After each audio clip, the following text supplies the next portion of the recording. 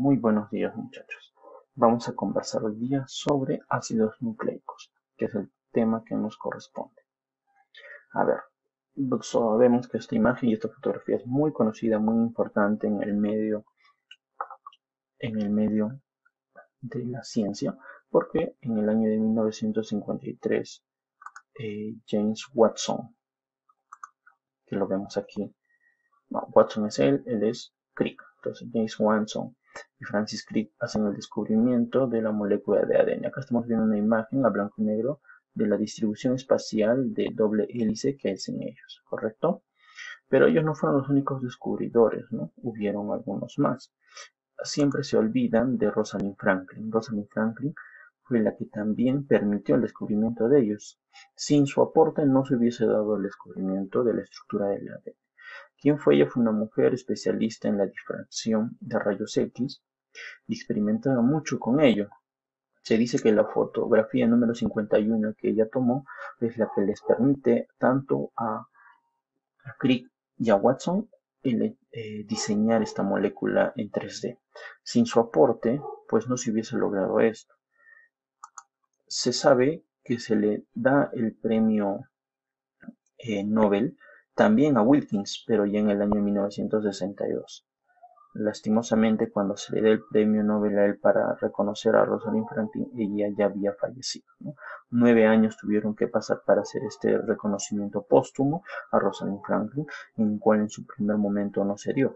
Por X motivos fue Wilkins quien pudo llevar la fotografía de la difracción de rayos X para que tanto eh, Francis Crick como James Watson logren diseñar pues la molécula que actualmente conocemos como ADN. ADN, hablaremos claramente de cómo fue este experimento, ¿no? Hubo una fuente de rayos X, una pantalla de plomo que tenía una pequeña abertura y una pequeña muestra de ADN en la cual pues atravesó y miren dejó esa marca en forma de X. Y acá no se visualiza bien, me parece que en este ejercicio, en esta fotografía, pues deja una marca en forma de X y esta fue una imagen real, ¿no? La difracción de rayos X se dio de la siguiente forma, ¿no? Dense cuenta que esa X demuestra que la forma captada es de casi 2 vueltas y media. O sea, si consideramos una X desde acá hasta acá, estas dos muescas que se muestran, pues no solamente se da del paso de una vez la cadena, pues se corta una vez y se corta una segunda vez, una aquí y otra aquí, y hacia abajo la segunda muesca se corta una acá y se corta otra acá. Entonces, el claro ejemplo de la X, pues no es un cruce de ADN como nosotros pensaríamos, la muesca es simplemente la muestra de una sección del ADN, ¿no? Y esta imagen tuvo que ser interpretada. Listo, entonces ya tenemos las dimensiones del ADN desde 20 Armstrong, ¿no? 20 Armstrong, recuerden que Armstrong es una unidad física que ya no se utiliza mucho, que es 10 a la menos 10. Algo más cercano sería un nanómetros, ¿no? Podría ser convertido a nanómetros. Listo, entonces continuamos.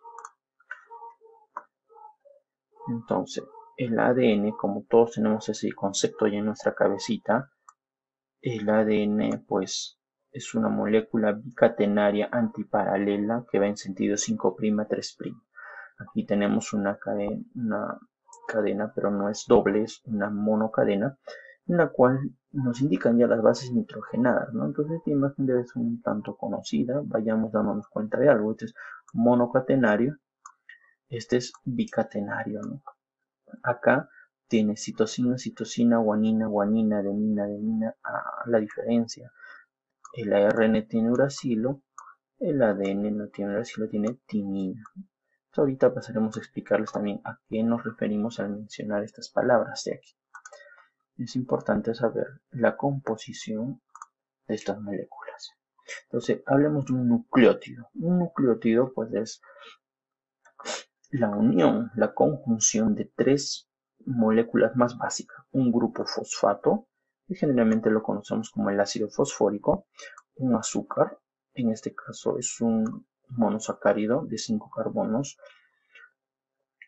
Y también tenemos una base nitrogenada. Y las bases nitrogenadas pues se clasifican en diferentes grupos.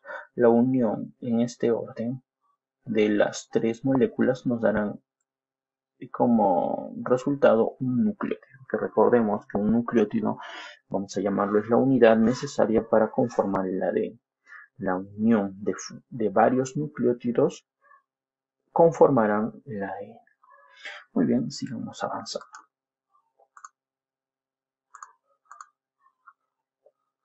Entonces tenemos aquí más detallado un grupo fosfato, un fósforo asociado a 4 oxígenos, uniéndose por un enlace a este azúcar. Y el azúcar podría variar, podría ser una ribosa nada más, en el caso de un ARN, una desoxirribosa.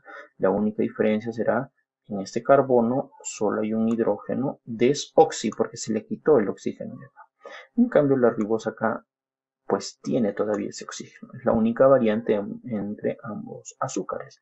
Luego la base nitrogenada puede variar, como ya les mencioné, puede ser cualquiera de ellas, ¿no? Guanina, citosina, adenina, timina o también uracilo. Que uracilo es, vamos a llamarlo, exclusivo de ARN. Muy bien. Los nucleótidos, entonces como ya les mencioné, los nucleótidos es la conjunción de estas tres moléculas, pero el simple hecho de ser un ácido fosfórico, mejor dicho, de una adenosina, en este caso que es la pentosa, más una base nitrogenada, que en este caso es la adenina, la conjunción de ambas nos va del nombre de nucleócido, porque muchos confunden ese término, unos dicen nucleótido, nucleócido, profe, ¿cuándo es con S, cuándo es con T? Porque aquí está, ¿no? La conjunción de los tres es nucleótido, pero solamente hablar de la adenina, o sea, la base nitrogenada, con la adenosina, en este caso el azúcar, la unión de los dos es un nucleócido. El nucleócido más el ácido fosfórico recién podemos llamarlo nucleótido. Entonces, recuerda que acá se da una reacción de condensación, ¿no? Un hidrógeno del ácido fosfórico más un OH de este carbono de esta pentosa se juntarán para formar una molécula de agua y recién se da un enlace de tipo éster fosfórico, ¿no? Por la O conocida ya en química orgánica como un enlace éster fosfórico relacionado al fósforo. Muy bien, incluso ya tiene su nombre, ¿no? Bioquímicamente hablando, esto será la adenosina 5-fosfato, ¿correcto? Y ahí está numerado. El carbono 5 es el que va a formar el enlace. También se le conoce como AMP. Vamos a recordar que esta molécula también es un señalizador intracelular. El AMP cíclico, ¿no? Es un segundo mensajero en varias reacciones químicas intracelulares. Continuemos. Ya van conociendo lo que es un nucleótido y diferenciarlo de un nucleócido. Entonces, como estamos viendo ahí, esto sería la adenina y unidos por un ácido fosfórico. También se le conoce como puente o enlace fosfodiéster, ¿no? Es muy conocido como puente o enlace fosfodiéster que lo va a presentar el ADN y el ARN. Y dicen 5', 3' por la ubicación, ¿verdad? Dense cuenta que habíamos numerado carbono 1, carbono 2, carbono 3, carbono 4 y este es el carbono 5, que se va a unir al fósforo, pero este fósforo es un puente, es un enlace entre el siguiente nucleótido, que justo será otra vez si pensamos que este es el carbono 1, carbono 2, justo es el carbono 3, y por eso comprendan a qué se refiere el enlace 5', 3', porque se une entre el carbono, vamos a llamarlo así, carbono 5 de un nucleótido con el carbono 3 del siguiente nucleótido y en medio estará pues el ácido fosfórico haciendo de puente. Entonces, espero que esté comprensible esa parte. Muy bien, sigamos avanzando. La base nitrogenada. Hay que saber que las bases nitrogenadas pueden ser purinas o pirimidinas.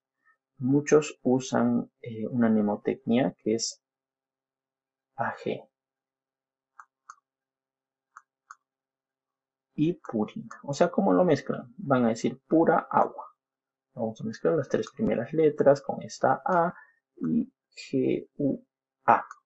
Pura agua, para recordarnos, purinas de adenina y guanina, y las que nos sobran, que son pirimidinas, son la timina, citosina y uracilo. Entonces, cuando yo les pregunte sobre cuáles son las bases purinas o las bases púricas, también conocidas, será adenina y guanina, y las pirimidinas serán timina, uracilo y citosina, ¿correcto? Muy bien. Recordemos que la pentosa, lo que les mencioné hace un rato, ¿no? Pero está de una forma más macroscópica. La ribosa, azúcar de 5 carbono cíclica, posee en el carbono número 2 un radical oxidrilo, y este radical ya no es oxidrilo, se le ha retirado, se le ha quitado el oxígeno. Por lo tanto, esta es una desoxirribosa que es parte del ADN, y esta es una ribosa que es parte del ARN. Muy bien. Entonces ya conocemos la diferencia entre ambos, que bioquímicamente no es una diferencia tan marcada, ¿verdad? Tenemos el ácido fosfórico. Recuerda que el ácido fosfórico es esta molécula conocida en la química inorgánica como H3PO4, ¿no? Recordar que este ácido es un ácido fuerte. Por lo tanto, en el cuerpo no puede existir de esta forma, está en una forma ionizada. Un ácido fuerte tiende a perder hidrógenos, pierde estos hidrógenos. Recordemos que pierde los hidrógenos para formar un enlace fosfodiéster y pierde hidrógenos como para tener carga. Recuerden que los ácidos nucleicos, la misma palabra lo dice, ácidos, pues tienden a ser una molécula ácida por la presencia de hidrógeno, por la presencia de este fósforo con los oxígenos ionizados, porque el hidrógeno se perdió. Entonces esta molécula es fuerte. Y es muy necesaria también para la formación del ATP, que es una molécula bioenergética, la molécula de intercambio energético del cuerpo. Entonces sigamos avanzando, ya hemos conocido los tres componentes del nucleótido que son necesarios para la composición del ADN y del ARN. Muy bien, habla del ARN. Hemos dicho hace un rato que es una molécula generalmente monocatenaria, que caracterizada por la presencia de la base nitrogenada, en este caso el uracilo, y lo encontramos en 3 sitios, y por eso es importante recordar esto. Se le habla del ARN mensajero, del ARN de transferencia y el ribosómico. Las mismas palabras nos dan un claro ejemplo hasta de su función y ubicación. Por eso debemos recordarlo. Si hablamos del ribosómico, entonces recordemos de los ribosomas, ¿no? Los ribosomas, que son organoides carentes de membrana, que están en el citoplasma tanto de células eucariotas como procariotas y se encargan de la síntesis de proteínas.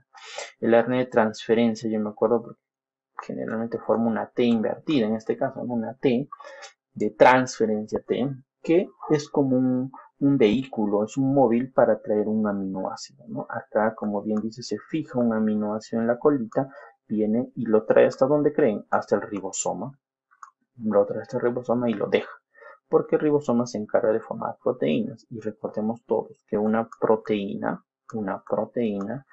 es una molécula grande formada por aminoácidos. Un aminoácido se representa con A mayúscula y A minúscula de aminoácido.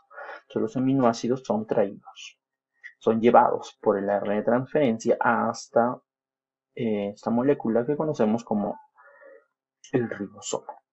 Se lo trae y empieza a formarse, pero el ribosoma tiene que leer esta información. O sea, no puede construir una serie de aminoácidos, unas bolitas pegadas una tras de otra para formar la proteína sin tener información, ¿no? Y esa información, ¿de dónde creen que viene? Del núcleo. Es un mensajero, es un mensaje. Toda esta cadena nos habla de la información codificada en forma de aminoácidos. Por lo tanto, el ARN mensajero viene desde el núcleo, sale al citoplasma, busca el ARN al ribosoma, se acopla a él y le dice al ribosoma, ya, vamos a construir una proteína, pondré este aminoácido, y ¿quién lo va a traer? Lo tiene que hacer ARN transferencia. Entonces, si se dan cuenta, el ARN mensajero pues es una chamba en conjunto, es un trabajo que es común a los tres, y todo será para producir o formar proteínas a partir de aminoácidos. Entonces el trabajo no es sencillo, es algo complejo, pero se tiene que llevar a cabo en todo ser vivo. Es necesario utilizar esto.